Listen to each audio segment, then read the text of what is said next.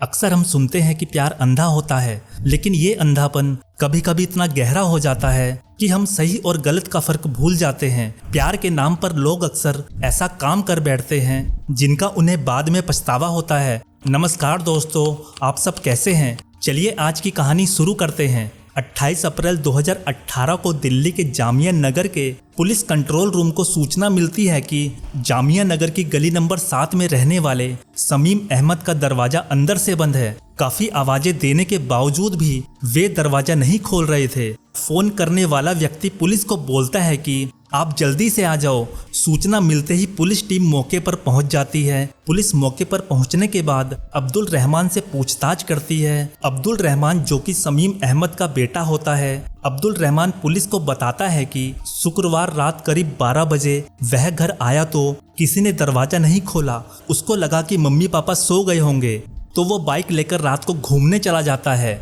रात करीब 2 बजे वह वापस आया तो दोबारा दरवाजा खटखटाने पर भी नहीं खुलता है, इसलिए वह घर के नीचे बनी नाई की दुकान पर ही पूरी रात बैठा रहा। इसके बाद सुबह तकरीबन 6 बजे उसने फिर से दरवाजा खटखटाया, लेकिन किसी ने दरवाजा नहीं खोला तो वह घबरा गया। इसकी जानकारी उसने पास ही में रहने वाले अपने ताऊ अजीम अहमद को दी और पड़ोसियों को भी बुलाता है, तो उन्होंने 100 नंबर पर कॉल करके इसकी सूचना दी। अब्दुल रहमान की बातें सुनने के बाद पुलिस टीम ने दरवाजा खटखटाया, लेकिन अंदर से कोई जवाब नहीं मिला, तो पुलिस को भी शक होने लगा था। पुलिस वाले दरवाजा तोड़ने का फैसला करते हैं। दरवाजा तोड़ने के बाद जैसे ही अंदर जाते हैं तो फर्श पर समीम अहमद और उनकी पत्नी तस्लीम बानो की लाशें पड़ी थी। मम्मी पापा की लाशें देखकर रहमान दहाड़े मारकर रोने लग जाता है। उनके शरीर पर किसी चोट आदि के निशान भी नहीं थे। कमरे की अच्छे से जांच की जाती है। कमरे से कोई जहर या हानिकारक पदार्थ भी नहीं मिला था,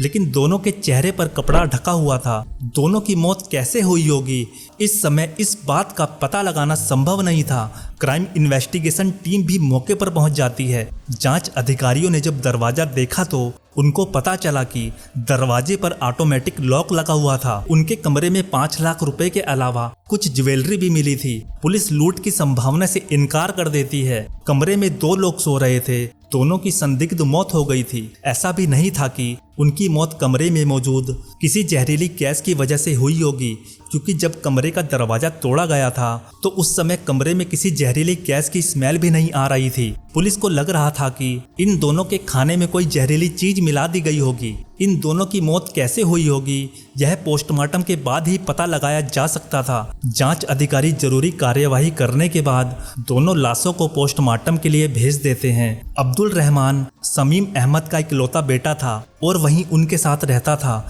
इसलिए पुलिस ने अब्दुल रहमान से कहा कि जब तक इस केस की जांच पूरी ना हो जाए वह दिल्ली छोड़कर नहीं जाएगा। 2 से 3 दिन बाद पोस्टमार्टम रिपोर्ट भी आ जाती है। पोस्टमार्टम रिपोर्ट में एक चौंकाने वाला खुलासा होता है। पोस्टमार्टम रिपोर्ट में उनकी मौत दम घुटने की वजह से हुई थी। पुलिस अपनी जांच में तेजी लाती है और इस बात का पता लगाने में जुट जाती है कि उनका कातिल कौन था और कत्ल क्यों किया गया था। पुलिस अलग अलग तरीके से जांच करके केस को जल्द से जल्द क्लोज करने की कोशिश में लगी थी। इसी दौरान जांच अधिकारी ने अब्दुल रहमान से भी 2 बार पूछताछ की थी, लेकिन पुलिस को उसके पास से कोई भी जरूरी जानकारी नहीं मिल सकी थी। लेकिन जांच अधिकारियों को अब्दुल रहमान पर शक होता है।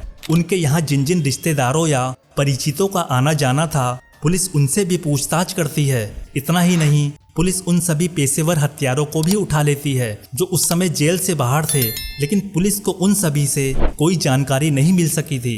मामले को लेकर पुलिस भी परेशान थी। घटना के 3 सप्ताह बाद ही पुलिस वाले अब्दुल रहमान को फिर से थाने बुलाते हैं। थाना प्रभारी और उनकी टीम अब्दुल रहमान से दोबारा सख्ती से पूछताछ करती है और इस पूछताछ में आखिरकार अब्दुल रहमान टूट जाता है और कहता है कि अपने माँ बाप का हत्यारा मैं ही हूँ। मैंने ही अपने दोस्त गुड्डू और नदीम खान के साथ मिलकर उनकी हत्या की थी। अब्दुल रहमान की बात सुनकर एक बार तो पुलिस भी सोच में पड़ जाती है। वह अपने माँ बाप का इकलौता बेटा था, तो ऐसी क्या बात हो गई कि अब्दुल रहमान ने अपने माँ बाप का ही खून कर दिया। पुलिस ने अब्दुल रहमान से माँ बाप की हत्या करने की वजह जानने के लिए पूछताछ की तो उसने उनकी हत्या करने की जो कहानी बताई वो सबको हैरान करने वाली थी। पुलिस जांच के मुताबिक अब्दुल रहमान अपने माँ बाप की इकलौती संतान थी। पिता समीम अहमद और उसकी माँ तस्लीम बानो उससे बहुत ज़्यादा प्यार करते थे। वह उसकी हर फरमाइश पूरी करते थे। अब्दुल रहमान पढ़ाई में भी होशियार था। उसका माइंड क्रिएटिव था, इसलिए रहमान ने एनिमेशन में डिप्लोमा किया था। माँ बाप चाहते थे कि उनके बेटे की अच्छी जगह नौकरी लग जाए। समीम अहमद ने करीब 1.5 साल पहले रहमान की शादी कर दी थी, लेकिन किसी वजह से अब्दुल रहमान की अपनी पत्नी से नहीं बनती थी। दोनों की लड़ाई होती रहती थी।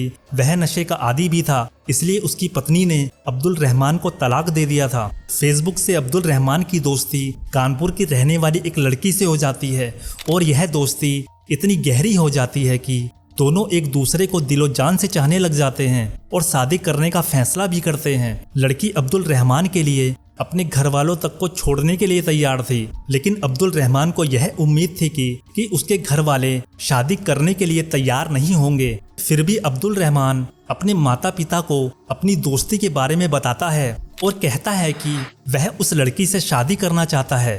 समीम अहमद शादी के लिए साफ मना कर देता है और कहता है कि इसलिए उस लड़की को वो भूल जाए, क्योंकि उसके साथ उसकी शादी नहीं हो सकती। पिता ने जितनी आसानी से भुला देने वाली बात कही थी, वह अब्दुल रहमान के लिए उतनी आसान नहीं थी। घर वालों की बातों को ना मानते हुए वह अपनी उस फेसबुक फ्रेंड के संपर्क में बना रहता है। इतना ही नहीं, वह उससे मिलने भी जाता था। इसी दौरान घर वाले अब्दुल रहमान की दूसरी शादी कर देते हैं। घर वालों के दबाव में उसने शादी जरूर कर ली थी। दूसरी शादी हो जाने के बाद भी वह अपनी प्रेमिका को नहीं भूला था। वह एक कॉल सेंटर में नौकरी भी करता था, इसलिए उस लड़की को महंगे गिफ्ट और उससे मिलने के लिए कानपुर जाता रहता था। वह अब्दुल रहमान पर शादी के लिए दबाव डाल रही थी। अब्दुल रहमान भी सोचता था कि यदि यही इसकी पत्नी बन जाए तो इसका जीवन बहुत ही अच्छा बीतेगा, लेकिन इस काम में सबसे बड़ी रुकावट उसके माँ बाप ही थे। अब्दुल रहमान ने एक बार फिर से अपने माँ बाप को मनाने की कोशिश की और कहता है कि वह उसकी शादी उस लड़की से कर दें, लेकिन समीम अहमद ने बेटे को न सिर्फ जमकर फटकार लगाई बल्कि हिदायत भी दी कि वह उस लड़की को भूल जाए। अब्दुल रहमान की कोशिश नाकाम हो चुकी थी, पर वो हारना नहीं चाहता था। आखिर उसने भी एक सख्त फैसला ले ही लिया कि चाहे कुछ भी हो जाए वह अपनी प्रेमिका को दुल्हन बनाकर घर लाएगा। इसके लिए उसने अपने माँ बाप को रास्ते से हटाने का फैसला लिया। इतना बड़ा काम वह खुद नहीं कर सकता था। इस बारे में उसने दिल्ली के नांगलोई इलाके में रहने वाले अपने दोस्त नदीम खान और गुड्डू से बात की। दोनों 2.5 लाख रुपए में यह काम करने के लिए तैयार हो जाते हैं। तीनों ने समीम अहमद और तस्लीम बानो की हत्या करने की पूरी योजना बना ली थी। योजना के अनुसार 27-28 अप्रैल की रात नदीम खान और गुड्डू जाकिर नगर इलाके में गए। अब्दुल रहमान के माता पिता जब खाना खाकर अपने कमरे में सोने के लिए चले गए तो रात 11 बजे के करीब अब्दुल रहमान ने फ़ोन करके अपने दोनों दोस्तों को घर बुला लिया। उनके घर आने के बाद अब्दुल रहमान उनको समीम अहमद और तस्लीम बानो के कमरे में ले गया था। उनके दरवाजे पर ऑटोमेटिक लॉक लगा हुआ था, जो दोनों तरफ से बंद हो जाता था। इन तीनों ने मिलकर बड़ी बेरहमी से मुंह पर तकिया रखकर एक एक कर दोनों का दम घोट दिया था। उनकी लाशें बेड से उतारकर फर्श पर डाल देते हैं। अपना काम करके नदीम खान और गुड्डू रात में ही वहां से चले गए थे। अब्दुल रहमान अपने कमरे में आ गया था। अब्दुल रहमान पुलिस को ये भी बताता है कि इसके बाद उसे रात भर नींद नहीं आई थी। सुबह होने पर उसने मोहल्ले के लोगों और अपने ताऊ अजीम अहमद को ये कहकर इकट्ठा कर लेता है कि पता नहीं क्यों आज अम्मी और अब्बू दरवाज़ा नहीं खोल रहे हैं। अब्दुल रहमान से पूछताछ के बाद पुलिस ने नदीम खान को भी गिरफ्तार कर लिया था, जबकि गुड्डू फरार हो गया था। दोनों से पूछताछ के बाद पुलिस ने उन्हें न्यायालय में पेश किया, जहां से उन्हें जेल भेज दिया गया। इस मामले में पुलिस की जांच अभी भी जारी है। आज का वीडियो यहीं खत्म होता है। इस वीडियो को लाइक और शेयर करें। यदि आपने अभी तक हमारे इस चैनल को सब्सक्राइब नहीं किया है तो अभी कर लें।